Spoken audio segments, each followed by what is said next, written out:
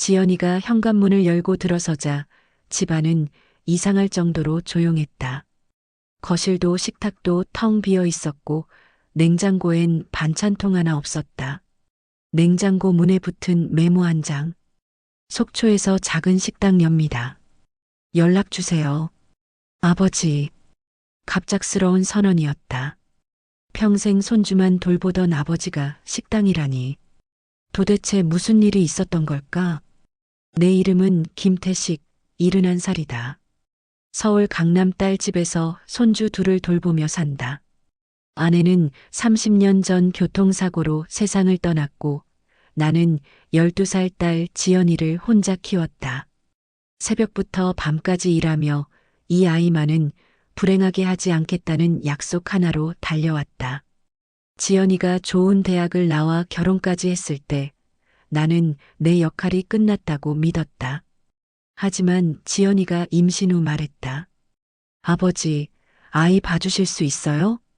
그 순간 이상하게도 가슴이 벅찼다. 아직 내가 필요한 사람이구나. 나는 기꺼이 손주를 맡았다.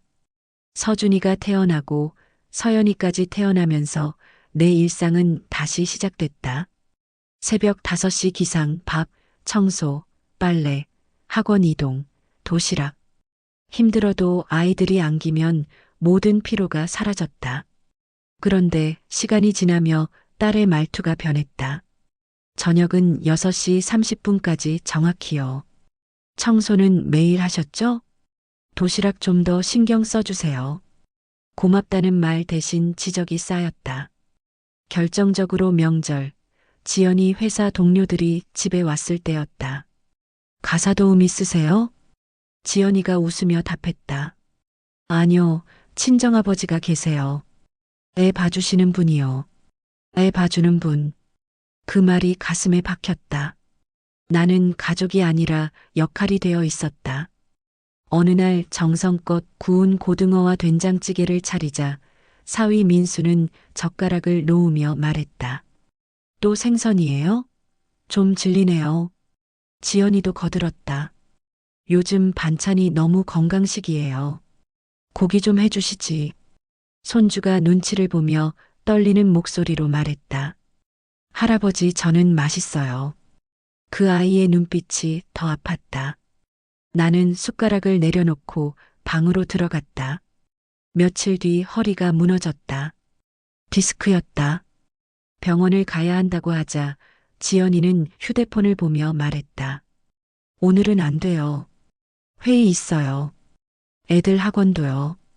동네 병원인데 혼자 다녀오시면 안 돼요? 대기실엔 모두 보호자와 함께였고 나만 혼자였다. 바빠서가 아니라 중요하지 않아서였다. 집에 돌아와 냉장고를 열자 아이들 것, 딸 것, 사위 것만 가득했다. 내가 좋아하는 건 하나도 없었다. 나는 내 것을 장바구니에 담아본 적이 없었다. 그날 밤 거실에서 들려온 대화가 내 마음을 완전히 무너뜨렸다. 여보, 요즘 너무 답답해. 아버지 때문에. 노인정이라도 다니시면 좋을 텐데. 그리고 어느 날 지연이는 말했다. 오늘부터 도시락 안 싸주셔도 돼요. 급식 먹기로 했어요. 도시락은 좀 그렇잖아요. 나는 부엌 바닥에 주저앉았다. 나는 이 집에서 무엇일까? 가족일까? 무료 가정부일까? 서준이 생일이 다가왔다. 나는 오랜만에 설렘으로 준비했다. 떡갈비, 잡채, 새우튀김, 닭강정, 그리고 비싼 한우 스테이크까지. 하지만 생일 당일 지연이는 쇼핑백을 들고 들어왔다. 피자랑 치킨 주문했어요. 애들은 그걸 좋아하잖아요. 아버지가 만드신 건 어른들이 먹으면 되고, 며칠 밤을 준비한 음식은 구석에 놓였고 아무도 보지 않았다. 다만 지연이 친구들이 내 음식을 맛보고 놀랐다. 이거 진짜 맛있는데요? 레스토랑 수준이에요. 언니, 너희 아버지 요리 대박이다. 칭찬이 이어졌지만 지연이는 오히려 불편해 보였다. 파티가 끝난 뒤 지연이가 낮게 말했다. 아버지, 친구들 앞에서 너무 튀지 마세요. 괜히 제가 아버지 자랑하는 것 같잖아요.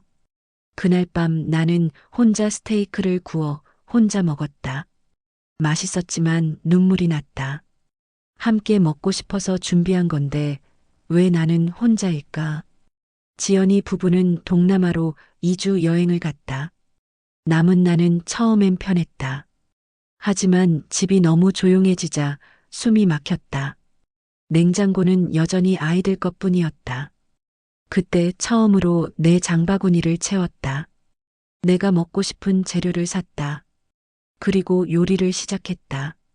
칼질, 불 조절, 소스 만들기. 손이 기억하고 있었다. 그 맛은 너무 익숙했다. 나는 30년 전 특급 호텔 수석 셰프였다. 전국에서 손꼽히던 요리사. 하지만 아내가 떠난 날 나는 결심했다. 오늘부터 나는 지연이 아빠로만 살겠다. 그 결심대로 살아왔고 내 이름 김태식은 사라졌다. 여행 중 지연이가 영상 통화를 걸어왔다. 바다 앞에서 웃는 얼굴. 아버지 뭐 하세요? 그냥 집에서 쉬고 있어. 통화가 끝나자 깨달았다. 나는 30년 동안 내 삶을 한 적이 없었다.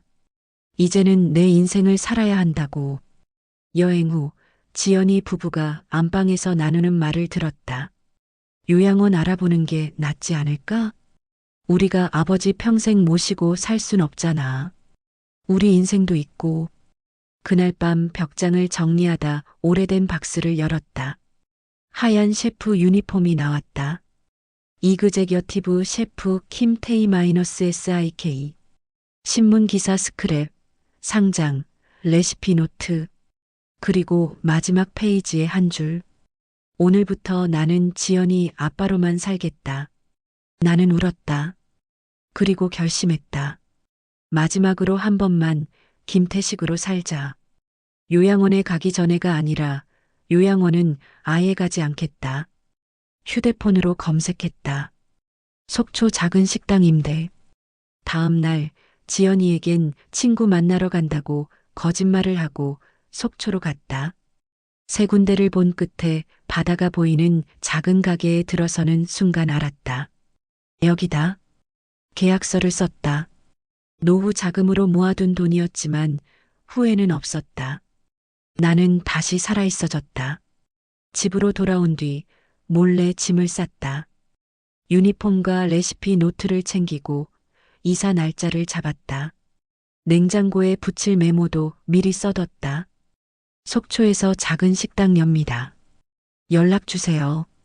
아버지. 그리고 드디어 지연이 가족이 출장으로 집을 비운 날. 나는 짐을 옮기고 메모를 붙이고 문을 닫았다. 미안해, 서준아. 서연아. 하지만 할아버지도 살아야 해. 속초. 내 가게. 내 주방. 메뉴는 5가지로 단순하게. 파스타, 스테이크, 해산물 리조또, 생선 요리, 매일 바뀌는 특선.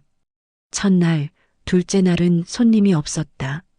하지만 셋째 날 중년 부부가 들어왔다. 오늘 특선은 광어 요리입니다. 오늘 아침 시장에서 골랐어요. 한 입 먹고 눈이 커졌다. 진짜 맛있는데요? 서울 특급 호텔 같아요. 그 다음 날 그들은 친구들을 데리고 왔다. 입소문은 빠르게 퍼졌다. 2주 후에는 예약을 받아야 했다. 나는 매일 주방에 섰다. 힘들었지만 살아있는 느낌이었다. 그러다 지연이에게서 문자가 왔다. 아버지, 집에 메모만 있고 짐도 없어요. 속초가 어디예요? 무슨 식당이에요? 나는 짧게 답했다. 잘 있어. 걱정 마. 할 얘기 있으면 속초로 와. 주소 보낸다. 사흘 후 가게 문이 열렸다. 지연이와 민수 그리고 서준이 서연이가 들어섰다. 지연이는 유니폼을 입은 나를 보고 얼어붙었다. 아버지. 나는 주문을 마무리하고 문을 닫았다. 그리고 말했다. 앉아. 할 얘기가 있어. 나는 내 과거를 말했고 내가 어떻게 아빠로만 살아왔는지, 그리고 이 집에서 어떻게 역할이 되었는지 말해줬다. 나의 봐주는 분이라는 소개, 요양원 이야기까지. 지연이는 울며 고개를 떨궜다. 미안해요. 전 아버지가 뭘 희생했는지 몰랐어요. 그냥 당연한 줄 알았어요. 민수도 사과했다. 장인어른, 정말 죄송합니다. 나는 화가 나지 않았다. 오히려 후련했다. 나는 여기서 살 거야. 너희한테 의지하지 않고 내 힘으로. 하지만 자주 와. 이제는 서로 존중하는 가족으로. 서준이가 물었다. 할아버지, 우리 이제 안 보는 거예요? 나는 손주들 눈높이에 맞춰 말했다. 아니야. 할아버지는 너희를 사랑해. 다만 할아버지도 할아버지 인생을 살아야 했어. 그날 저녁 나는 가족을 위해 요리했다. 이번엔 일이 아니라 진짜 마음으로. 지연이는 한 입 먹고 눈물을 흘렸다. 아버지, 제가 정말 몰랐어요. 나는 조용히 말했다. 이제 알았으면 됐다. 밤바다 앞에서 나는 깊게 숨을 들이마셨다. 짠내와 자유의 냄새. 나는 이제 누군가의 남편이나 누군가의 아버지로만 살지 않는다. 김태식? 셰프 김태식? 71살 내 인생이 이제 시작됐다.